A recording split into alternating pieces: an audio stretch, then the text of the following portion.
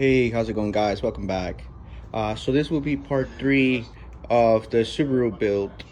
We're gonna try to get the whole front end today on, which is fenders, crash beam, headlights, etc. So we're gonna get the fenders. They're in my bat cave where I stuff dead bodies.